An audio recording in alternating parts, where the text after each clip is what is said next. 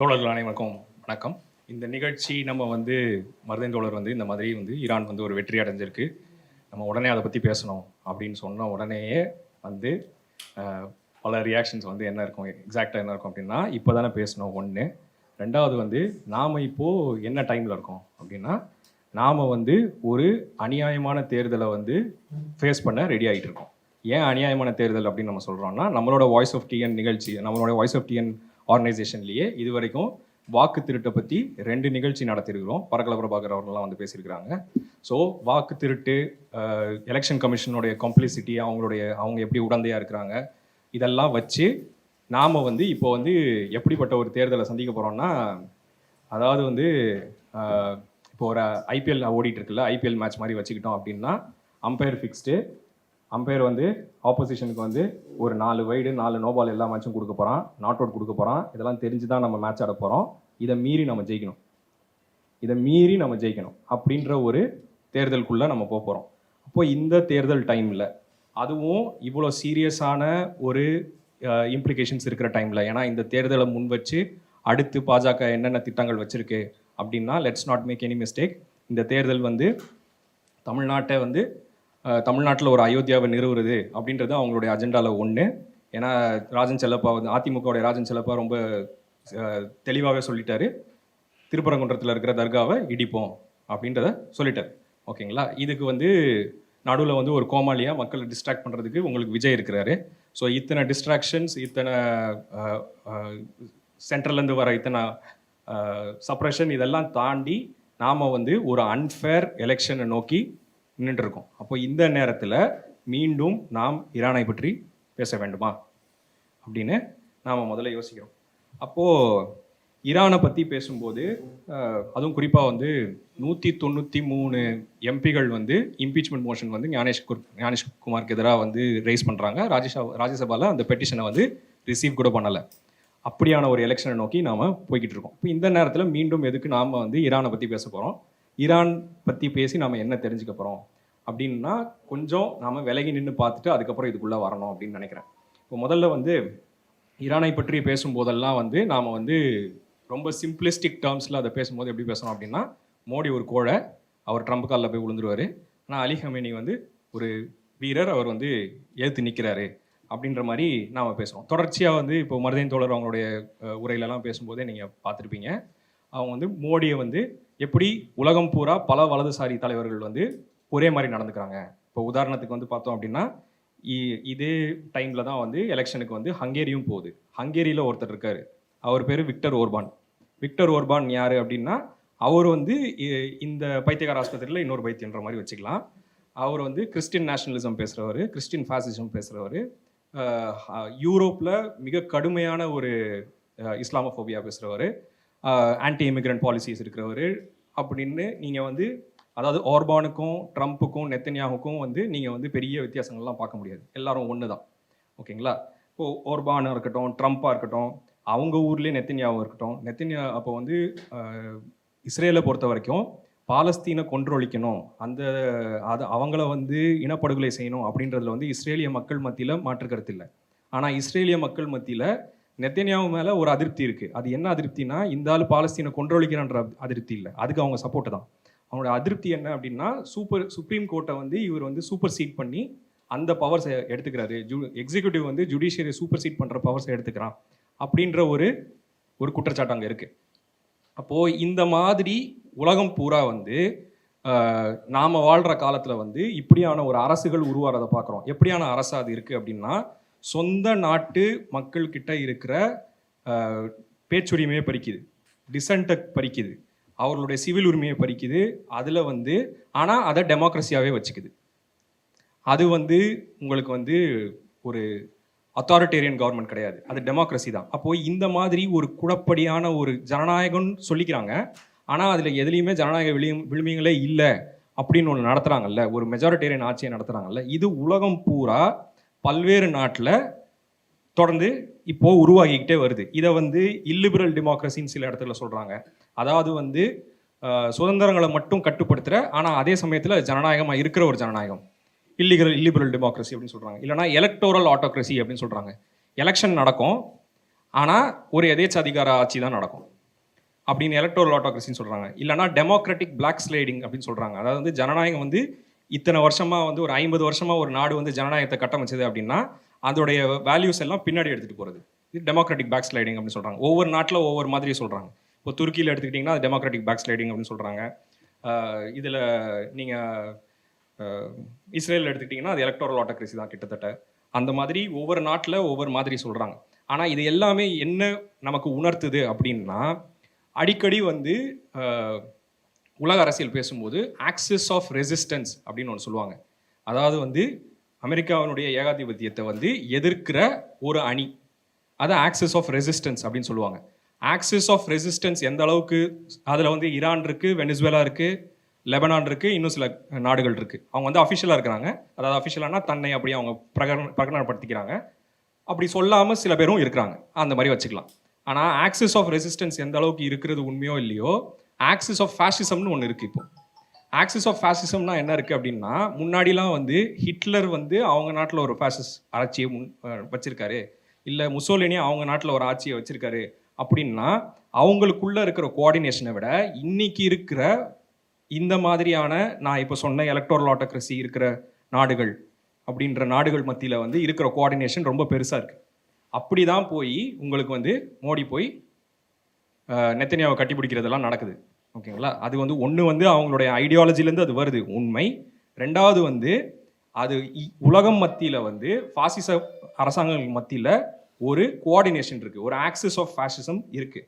இந்த axis of fascism என்ன பண்ணுது அப்படின்னா, உலகம் பூரா அவங்க மக்களை வந்து, சொந்த மக்களை வந்து, அந்த மக்களுடைய பேச்சுரிமையை பறிக்குது, அந்த மக்களுடைய சிவில் உரிமைகளை பறிக்குது, அவங்களுடைய சொந்த நாட்டை வந்து ஒரு கிட்டத்தட்ட ஒரு ஜெயில் மாதிரி மாற்றுது, சொந்த சிட்டிசன்ஸை வந்து சர்வைல் பண்ணுது, உளவு பார்க்குது, சொந்த குடிமக்களை உளவு பார்க்குது, இந்த மாதிரி வேலைகள்லாம் பண்ணுது. அதே சமயத்தில் அது வெளிப்புறத்தில் என்ன பண்ணுது அப்படின்னா, தன்னை விட பலம் பொருந்திய ஏகாதிபத்திய நாடுகள்கிட்ட காலில் விழுந்துருது. இப்படியான ஒரு ஒரு ஒரு கட்டமைப்பை வந்து உலகம் பூரா பல நாடுகள் வந்து தொடர்ச்சியாக வந்து உருவாக்கிக்கிட்டே வராங்க. இவங்க எல்லாருமே என்ன பண்ணுவாங்கன்னா, தங்களோட பலத்தை காட்டுறதுக்கு செலக்டிவாக ஒரு எனிமி வச்சுருப்பாங்க. அவங்ககிட்ட அடி வாங்குற அளவுக்கு ஒருத்தன் வீக்காக இருப்பான்ல, அவனை மட்டும் அடித்து தன்னை வந்து தன்னுடைய வந்து பலத்தை வந்து தன்னுடைய மக்களுக்கு வந்து தொடர்ச்சியாக ப்ரூவ் பண்ணிக்கிட்டே இருக்குது. இப்போ அந்த மாதிரி ஒருத்தரை வச்சுருக்காங்க அப்படின்னா, அப்படி தான் மோடிஜி வந்து பாகிஸ்தானை ட்ரீட் பண்ணுவார். ஓகேங்களா? ஆனால் அப்படி ட்ரீட் பண்ணுறதுலேயே உண்மை இருக்கா அப்படின்றது வந்து subject to debate.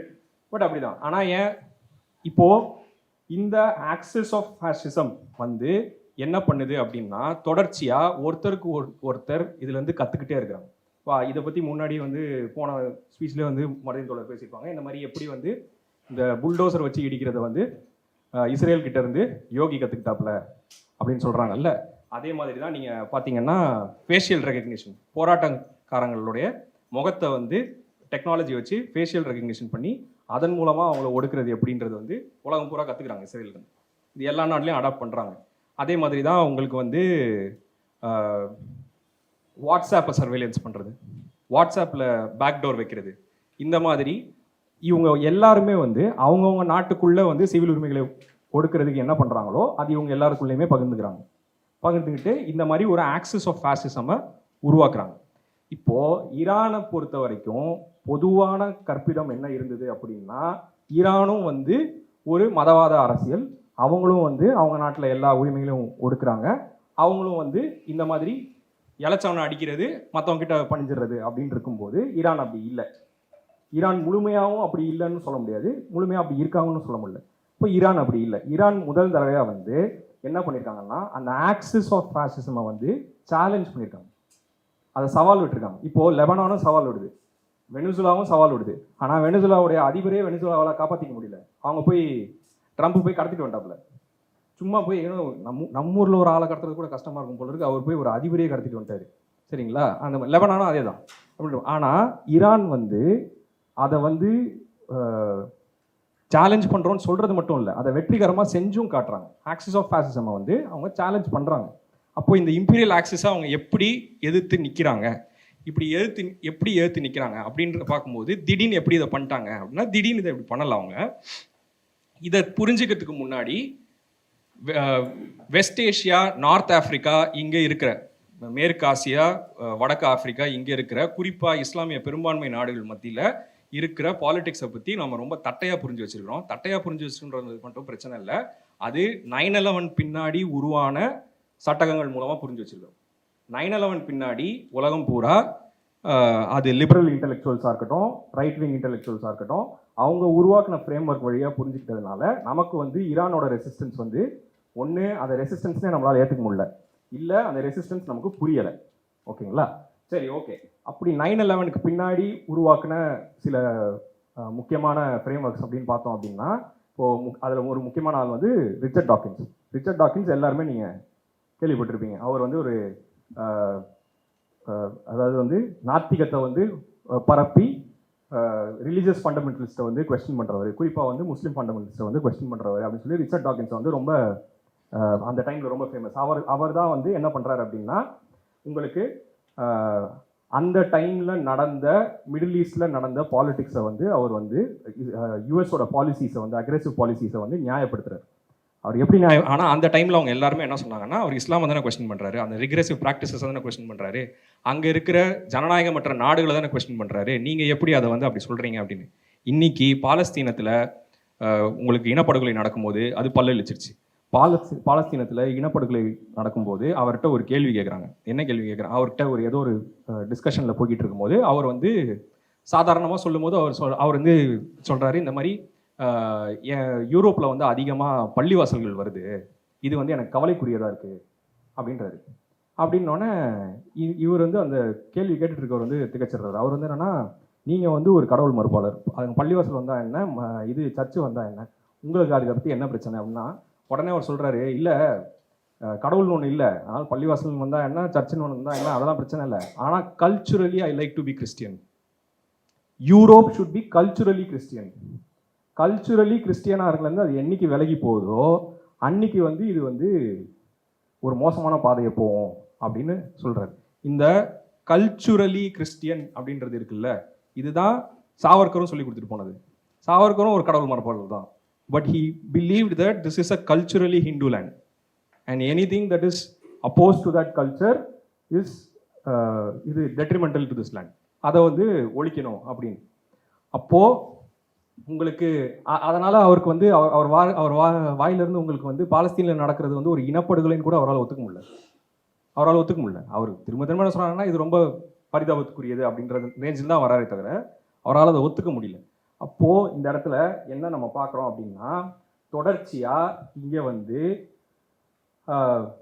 West Asian பாலிடிக்ஸும் சரி, இல்லை நார்த் ஆஃப்ரிக்கன் பாலிடிக்ஸும் சரி, அந்த பாலிடிக்ஸை பற்றி பேசும்போது அவர்களை வந்து முஸ்லீம்னு ஒரு கண்ணோட்டத்துக்குள்ளே வச்சு பார்க்குறதும், அந்த முஸ்லீம்களை பற்றி ஏற்கனவே பல கற்பிதங்கள் இருக்கிறதும், அதனால் அவங்களோட பாலிடிக்ஸை நம்மளால் ரெசிஸ்டன்ஸ் அப்படின்ற ஃப்ரேம் ஒர்க்குள்ளே கொண்டு வர முடியலை அப்படின்றத நம்ம முதல்ல பார்க்குறோம். சரி, இது நீங்கள் பார்த்தீங்க அப்படின்னா, இப்போ ஆப்கானிஸ்தானை வந்து போர் தொடுக்கிறதுக்கு முன்னாடி இதே தான் நடந்துச்சு. என்ன ஆச்சு அப்படின்னா, ஆப்கானிஸ்தானை போர் தொடுக்கிறதுக்கு ஒரு 6 மாதம் முன்னாடி வந்து ஹாலிவுட்டில் ஒரு பெரிய கேம்பெயின் நடந்துச்சு. பல ஹாலிவுட் ஆக்டர்ஸ் வந்து என்ன பண்ணாங்க அப்படின்னா, ஆப்கானிஸ்தான் பெண்கள் வந்து பயங்கரமாக ஒடுக்கப்படுறாங்க, அவங்கள நம்ம காப்பாற்றணும் அப்படின்னு ஒரு அந்த போருக்கான ஒரு கன்சென்ட்டை மேனுஃபேக்சர் பண்ண ட்ரை பண்ணாங்க.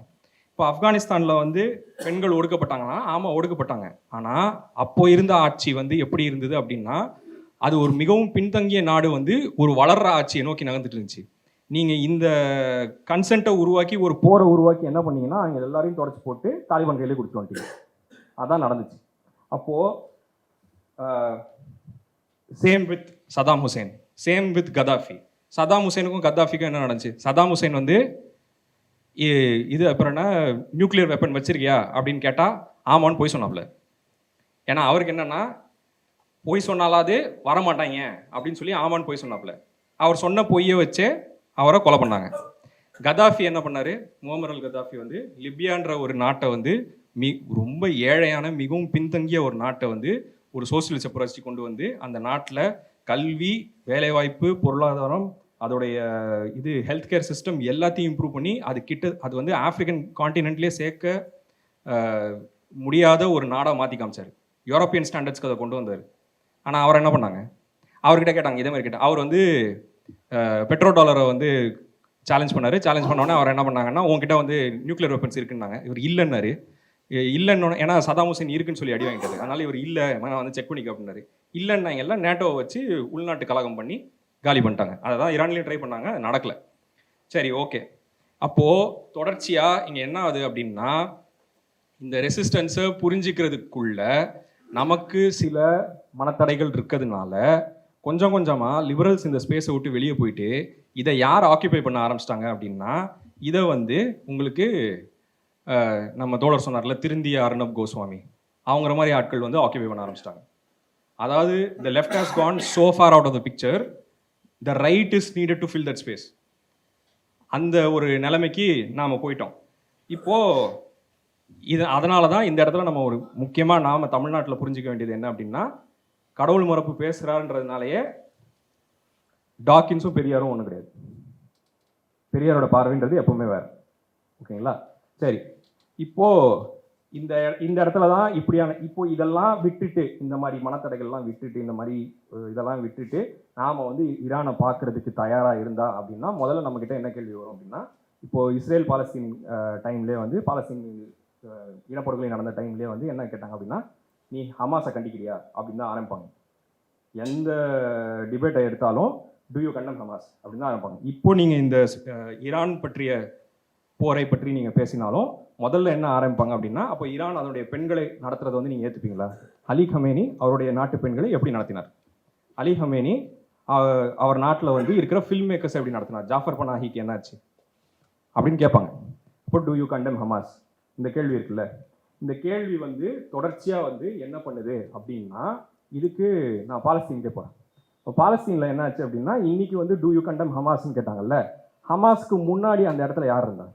அந்த ரெசிஸ்டன்ஸ் ஸ்பேஸை வந்து யார் இருந்தான்னா ஃபத்தா இருந்தா. ஃபத்தா வந்து இன்னைக்கு வந்து, அதாவது ஹமாஸ் வந்து இன்னைக்கு வந்து காசா என சொல்லப்படுகிற அதாவது பாலஸ்தீன் அப்படின்ற நாட்டில் வந்து நடுவில் வந்து இஸ்ரேல் வந்து புற்றுநோய் மாதிரி இருக்குது அப்படின்னா, ஒரு பக்கம் வந்து காசா இருக்குது, இன்னொரு பக்கம் உங்களுக்கு வந்து வெஸ்ட் பேங்க் இருக்குது, மேற்கு கரை. இப்போ வந்து காசாவில் வந்து ஹமாஸ் இருக்கிறாங்க இன்னைக்கு, வெஸ்ட் பேங்க்கில் வந்து ஃபத்தாவுடைய ஒரு ஆர்கனைசேஷன் இருக்காங்க அப்படின்னு வச்சுக்கோங்க. ஒரு காலத்தில் வெறும் ஃபத்தா மட்டும்தான் இருந்தாங்க. அப்போது ஹமாஸ் இருந்ததுக்கு முன்னாடி ஃபத்தா இருந்தாங்கல்ல, ஹமாஸ் வந்து இஸ்லாமிக் தியாலஜிலிருந்து வர ஒரு ஆர்கனைசேஷன் தான். அவங்களுடைய அரசியலில் இஸ்லாமிய மத நம்பிக்கைன்றது வந்து ஒரு அடிப்படை இருக்குது. ஓகேங்களா? ஃபத்தா கிட்ட அப்படி கிடையாது. அப்போது ஃபத்தா இருந்த காலத்தில் ஃபத்தாவை இந்த உலகம் ஆதரிச்சுதா? ஃபத்தாவுக்கு முன்னாடி யார் இருந்தா அப்படின்னா, இவர் இருந்தார், Palestinian liberation front of people's liberation front of Palestine, Ghassan Kanafani. அவருடைய ஆர்கனைசேஷன் இருந்தபோது அவங்க வந்து ஒன் ஸ்டேட் சொல்யூஷன் பேசினாங்க. அந்த ஒன் ஸ்டேட் சொல்யூஷன் அவங்க வந்து ஒரு மார்க்சிஸ்ட் லெனினிஸ்ட் ஆர்கனைசேஷன். அவங்கள விலக்கி ஒரு நான் லெஃப்ட் செக்யுலர் ஆர்கனைசேஷனாக ஃபத்தா கொண்டு வந்தாங்க. ஃபத்தா வந்தோடனே அவங்கள விலக்கி ஹமாஸ் இருக்குது. அப்போது தொடர்ச்சியாக என்ன ஆகுது அப்படின்னா, ரெசிஸ்டன்ஸில் நாம் ஒரு பியூரிட்டியை தேடுறோம். அந்த பியூரிட்டி வந்து தொடர்ச்சியாக அந்த ரெசிஸ்டன்ஸ்க்கு எதிராகவே மாறுது. சரி, ஓகே. இப்போது இந்த நேரத்தில் தான் வந்து என்ன ஆகுது அப்படின்னா, இப்போ ஈரானை பற்றியோ அல்லது பாலஸ்தீனத்தை பற்றியோ நாம் வந்து ஒரு காட்சியை பார்க்குறோம். இப்போ வந்து அவங்க வந்து ஒரு போர் மத்தியில் இருக்கிறாங்க அப்படின்னா, ரொம்ப ஒரு துயரமான ஒரு காட்சியை பார்க்குறோம் அப்படின்னா, இப்போ வந்து ஒரு ஹிஜாப் அணிந்த பெண் வந்து தன்னுடைய குழந்தைய வந்து பறி கொடுத்து அவங்க அழுகுறாங்க, அந்த மாதிரி ஏதாவது ஒரு காட்சியை பார்க்குறீங்க அப்படின்னா, ரெண்டு விதமான ரியாக்ஷனை வந்து இது உண்டு பண்ணுது. ஒன்று வந்து என்ன அப்படின்னா, ஏற்கனவே இது மாதிரியான இப்போ டாக்கின்ஸ் ஏற்படுத்திய பிரச்சாரங்கள் மாதிரியான வழியாக என்ன ஆகுது அப்படின்னா, இந்த பெண்கள் வந்து ஹிஜாப் அணிந்த பெண்கள் வந்து அவங்க வந்து ஒரு விதமான பிற்போக்குத்தனத்தில் இருக்கிறாங்க. So they deserve it. இந்த விதிக்கு அவர்களே ஒரு காரணம். அந்த காரணத்தை அதனால் நீங்கள் அவர்களை வெறுக்கலாம் அல்லது நீங்கள் அவர் மீது பரிதாபப்படலாம். ஈரான் என்ன பண்ணியிருக்கு அப்படின்னா, இந்த ரெண்டுத்துலேருந்து நகர்ந்து அது எங்கள் மீது என்னை நீ வெறுக்கவும் முடியாது, என்னை நீ வந்து எனக்கு வந்து நீ பரிதாபமும் காட்ட தேவையில்லை, என்கிட்ட இருந்து கற்றுக்கோ, ஐ எம் ரெசிஸ்டிங் சொல்லு. அப்போது ஒரு தாடி வச்சிருக்கிற ஒரு இஸ்லாமிய பெரியவரோ அல்லது ஒரு ஹிஜாப் அணிந்த ஒரு இஸ்லாமிய பெண்ணிடம் இருந்தோ ரெசிஸ்டன்ஸ் கற்றுக்க முடியுமா அப்படின்ற ஒரு கேள்வி இருக்கு. ஓகே, அதை கற்றுக்க முடியும் அப்படின்னு அதை அவங்கள அன்கிரிட்டிக்கலாக பார்க்கணும்னு நான் சொல்ல வரல. நான் மீண்டும் சொல்கிறேன், அவங்கள அன்கிரிட்டிக்கலாக பார்க்கணும்னு சொல்ல வரல. அலி கமேனி அவருடைய நாட்டின் பெண்களை என்ன செய்தார்? அலி கமேனி ஜாஃபர் பனாஹியை என்ன செய்தார்? பேசலாம், சரிங்களா? ஆனால் இதை நம்ம கற்றுக்க முடியும் அப்படின்ற அகங்காரத்துலேருந்து வெளியே வந்து அவங்க மீது பரிதாபமும் படாமல் அவங்களை வெறுக்கவும் செய்யாமல் கற்றுக்க முடியுன்ற ஒரு எண்ணிக்கை அந்த பணிவுக்கு வரோமோ அன்றைக்கி தான் ஆக்சஸ் ஆஃப் ரெசிஸ்டன்ஸ் அப்படின்றதுக்குள்ளே நம்ம போக முடியும். ஆக்சஸ் ஆஃப் ரெசிஸ்டன்ஸ் அப்படின்றது வந்து எதுக்கு முக்கியம் அப்படின்னா, அதுதான் நான் முன்னாடியே சொன்ன மாதிரியான ஒர்பான் அமைக்கிற அரசுகள் அல்லது நெத்தனியாவு அமைக்க விரும்புகிற அரசுகள், மோடி அமைக்க விரும்புகிற அரசுகள், இந்த அரசுகளை உள்ளிருந்து எதிர்க்கிற ரெசிஸ்டன்ஸை அப்போ தான் நம்ம கற்றுக்க முடியும். இப்போது இந்த இடத்துல நான் ஒன்று சொல்லணும். நான் வந்து ஒரு சுன்னி முஸ்லீம், ஓகேங்களா? இப்போ வந்து இதை வந்து முஸ்லீமாக இல்லாமல் பார்க்குறவங்களுக்கு எந்த அளவுக்கு இது புரியும்னு எனக்கு தெரில. But okay, I will try. என்னென்னா, ஈரானை வந்து ஒரு ஷியா முஸ்லீம் நாடு. அதனால் வந்து இதை எப்படி அணுகணும், இதை எப்படி பார்க்கணும் அப்படின்னா, இப்போ வந்து சுன்னி முஸ்லீம்களை பொறுத்த வரைக்கும் அவங்க ஷியாக்களை வந்து வழி தவறுகிறவர்கள் அப்படி தான் பார்ப்பாங்க, ஓகேங்களா? இஸ்லாத்தின் வழியிலிருந்து தவறியவர்கள் அப்படி தான் பார்ப்பாங்க. அப்படி பார்க்கும்போது அவங்க வந்து சுன்னி முஸ்லீம் அதில் பல பிரிவுகள் இருக்குது, ஆனால் அவங்க தான் வந்து ரைட்லி கைடட் பாத்தில் இருக்கிறவங்க அப்படின்னு தொடர்ச்சியாக பிரச்சாரம் செய்கிறவங்க. சரி, ஓகே. இப்போது இந்த இடத்துல நான் என்ன பார்க்குறேன் அப்படின்னா, வழி தவறியவர்கள் வந்து இத்தனை வருஷத்தில் அமெரிக்கன் இம்பீரியலிசமை யாருமே சேலஞ்ச் பண்ண முடியாத போது சேலஞ்ச் பண்ணி அதை ஜெயிச்சும் காமிச்சிருக்காங்க. ஆனால் ரைட்லி கைடட் ஃபாலோவர்ஸாக சொல்லப்படுகிற இந்த சவுதியினுடைய ஃபாலோவர்ஸ் இருக்கிறாங்கல்ல, அவங்கள வந்து பார்த்து ட்ரம்ப் என்ன சொன்னாப்புலன்னு நம்ம மருதின் தோழர் வந்து போன மீட்டிங்கில் சொன்னாப்புல. ட்ரம்ப் வந்து என்ன சொன்னாப்புலன்னா, என் குண்டியில் வந்து கிஸ் அடிக்கிறான்னு சொன்னாப்புல. சரியா? அப்போது ஏன் உனக்கு வந்து அதாவது காக்கா பிடிக்கிறான்றது அப்படி கொச்சை சொன்னாப்புல. சரி, ஓகே. இப்போ எனக்கு என்னென்னா, வழி தவறியவர்களுடைய ரெசிஸ்டன்ஸ் வந்து இவ்வளோ பவர்ஃபுல்லாக இருக்குது. சரியான வழியில் போகிற உன்னால் வந்து உன்னோட தன்மானத்தை காப்பாற்றிக்க முடியலையே. நீ உலக உம்மத்துக்கு வந்து வேலை செய்கிறதெல்லாம் விடு, உன்னோட தன்மானத்தை காப்பாற்றிக்க முடியலையே. இப்போ எங்கேருந்து இது வந்துச்சு? அப்போது ஈரான் என்ன உருவாக்கியிருக்கு அப்படின்னா, குண்டு போடுவேன் அப்படின்னு சொன்னால் என் தலை மேலே குண்டு போட்டு பாரு அப்படின்னு வந்து நிற்கிற தலைமுறையை உருவாக்கியிருக்கு. பிரிட்ஜ் மேலே வந்து நிற்கிறாங்க. சவுதி என்ன உருவாக்கியிருக்கு, அரபு நாடுகள் என்ன உருவாக்கியிருக்குன்னா, அதோடைய அரசியல் தலைமுறை என்ன உருவாக்கியிருக்கு அப்படின்னா, லாம்போகினிக்கும் பிளாண்டு பெண்களுக்கும் அலையிற தலைமுறையை உருவாக்கியிருக்கு. ஓகேங்களா? அப்போது இந்த இடத்துல வந்து ஷியாவினுடைய அப்போ வந்து இங்கே வந்து என்ன நம்ம முக்கியமாக பார்க்கணும் அப்படின்னா, இதை வந்து ஷியாவினுடைய வெற்றி, சுன்னியினுடைய வெற்றி அப்படின்றத தாண்டி தொடர்ச்சியாக இந்த தியாலஜிஸ் வந்து நம்மளுடைய ரிசல்ட்ஸை வந்து நம்ம வந்து தொடர்ச்சியாக தியாலஜி வச்சு பேலன்ஸ் பண்ணிக்கிட்டே இருக்கிறதுனால, அதை வெயிட் போட்டுக்கிட்டே இருக்கிறதுனால நம்மளால் என்ன புரிஞ்சிக்க முடியலன்னா, நம்மளால் வந்து நமக்கான அரசியலை உருவாக்கிக்க முடியல. இதை அப்படியே என்னால் இந்தியன் முஸ்லீம்ஸ்க்கு வந்து எக்ஸ்டெண்ட் பண்ண முடியும். அப்போது இந்திய இஸ்லாமியர்களுக்கு மத்தியில் வந்து இந்த பேரலிசிஸ் இல்லைன்னு நம்ம சொல்லிட முடியுமா? இந்த முடக்குவாதம் இல்லைன்னு நம்ம சொல்லிட முடியுமா? தொடர்ச்சியாக வந்து அதை வந்து சுன்னி உரைகளை வச்சு மதிப்பிடுறது, அதிலிருந்து அரசியல் விழுமியங்களை நம்ம உருவாக்க முயற்சி செய்கிறது, அதில் ஒரு பேரலிசிஸை பார்க்குறது அப்படின்றது இல்லைன்னு நம்மளால் சொல்லிட முடியுமா? சொல்ல முடியாது. சரி, ஓகே. அடுத்து வந்து அதனால் வந்து இந்திய இஸ்லாமியர்களுக்கு இந்த தருணம் வந்து ஒரு பாடத்தை கற்றுக் கொடுத்துருக்கு.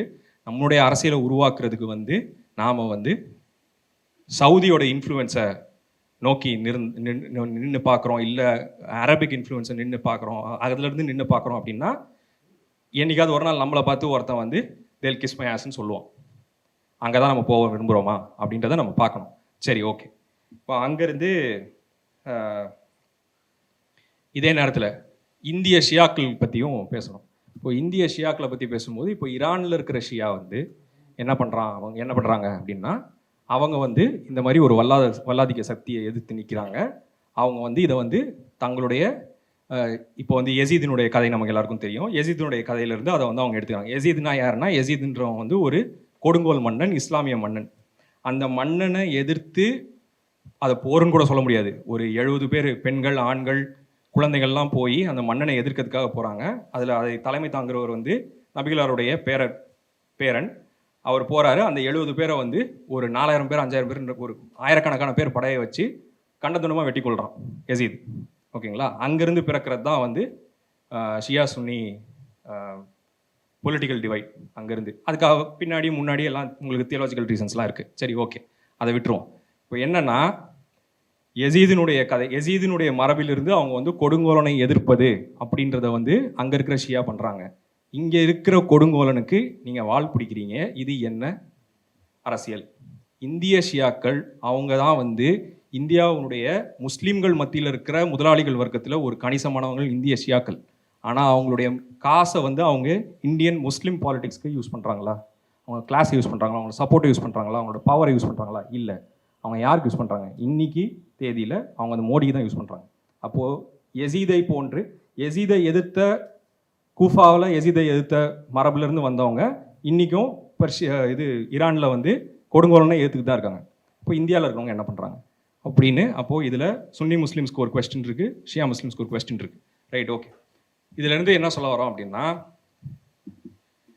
இந்த மாதிரி இஸ்லாமியர்களுக்கு எதிரான அல்லது அரபு நாடுகளுக்கு எதிரான அல்லது கொலோனலிசம் இம்பீரியலிசமை சேலஞ்ச் பண்ணுறவங்கள பற்றி கொலோனியலிஸ்ட் இம்பீரியலிஸ்ட் எழுதி வைக்கிறதன் மூலமாக நம்ம கற்றுக்கிறது, அவங்கள அப்படி மதிப்பிடுறதுலேருந்து நாம் சில விஷயங்களை கற்றுக்குறோம்ல, அவர்கள் அந்த பிரச்சனைகளெல்லாம் நம்ம தள்ளி வச்சுட்டு நாம் வந்து ஈரானை வந்து ஈரான்ற முஸ்லீம்கள் கிட்ட இருந்து நமக்கு பாடம் படிக்கிறது பிரச்சனை இல்லை அப்படின்னா, சுன்னி இஸ்லாமியர்களுக்கு வந்து ஷியா இஸ்லாமியர்கள் கிட்ட இருந்து பாடம் படிக்கிறது பிரச்சனை இல்லை அப்படின்னா, ஷியா இஸ்லாம் இங்கே இருக்கிற ஷியா இஸ்லாமியர்களுக்கு ஒரு கொடுங்கோலனை ஆதரிக்கிற வேலையை பார்க்காம எதிர்க்கிற பாலிடிக்ஸை படிக்கிறது பிரச்சனை இல்லை அப்படின்னா, இந்த நாட்டை வந்து நாம் வந்து இப்போ சொல்லிட்டு இருக்கோம்ல, ஒரு அர்த்தமற்ற ஒரு அதாவது வந்து இது டெமோக்ரஸியாக தான் இருக்க போகுது. ஆனால் டெமோக்ரஸியாகவே இருந்துக்கிட்டே இது ஹிந்து ராஷ்டிராவாக மாறப்போகுது. எப்படி மாறப்போகுது அப்படின்னா, அதுக்கு தான் உங்களுக்கு அடுத்து வந்து சென்சஸ் வருது, உங்களுக்கு டீலிமிட்டேஷன் வருது, உங்களுக்கு வந்து எஸ்ஐஆர் ஆல்ரெடி பண்ணிட்டாங்க. ஸோ இதெல்லாம் பண்ணிட்டாங்க. இதோடைய உங்களுக்கு வந்து கான்ஸ்டியூஷனை வந்து ரீரைட் பண்ண போகிறாங்க. ஸோ இந்த ப்ராசஸில் நம்ம இருக்கிறோம். அப்போது இந்த முன்னாடி சொன்ன மனத்தடைகள்லாம் உங்களுக்கு இல்லாமல் நம்மளால் வந்து ஒரு ரெசிஸ்ட் பண்ணுற மக்களை வந்து அவங்ககிட்டேருந்து தூய்மைவாதம் எதிர்பார்க்காம அவங்ககிட்டேருந்து சில படிப்பினைகளை நம்மளால் பெற முடியும் அப்படின்னா, நாம் இங்கேருந்து நம்மளுடைய எலெக்ஷனுக்கு ஒரு அர்த்தத்தை கொண்டு வர முடியும். அந்த எலெக்ஷன்ஸ்க்கு ஒரு அர்த்தத்தை கொண்டு வரதன் மூலமாக நாம் வந்து இங்கேருந்து டெல்லிக்கு அடிமையாக விரும்புகிறவங்களையும் தூக்கி போடலாம், டெல்லியிலேருந்து வாஷிங்டனுக்கு அடிமையாக இருக்க விரும்புகிறவங்களையும் தூக்கி போடலாம். அதனால் இந்த படிப்பினைகளை பற்றி உங்களுக்கு மேலும் சொல்வதற்கும், இந்த நமக்கு என்னென்ன படிப்பினைகள் காத்திருக்கின்றன என்று சொல்வதற்கும் தோழர் மருதேன் தோழர் அவர்களை மேடை கலைக்கிறேன். இந்த வீடியோ உங்களுக்கு பிடிச்சிருந்தா லைக் பண்ணுங்க, ஷேர் பண்ணுங்க, கமெண்ட் பண்ணுங்க. மறக்காம OH தமிழ் சேனலுக்கு சப்ஸ்கிரைப் பண்ணுங்க.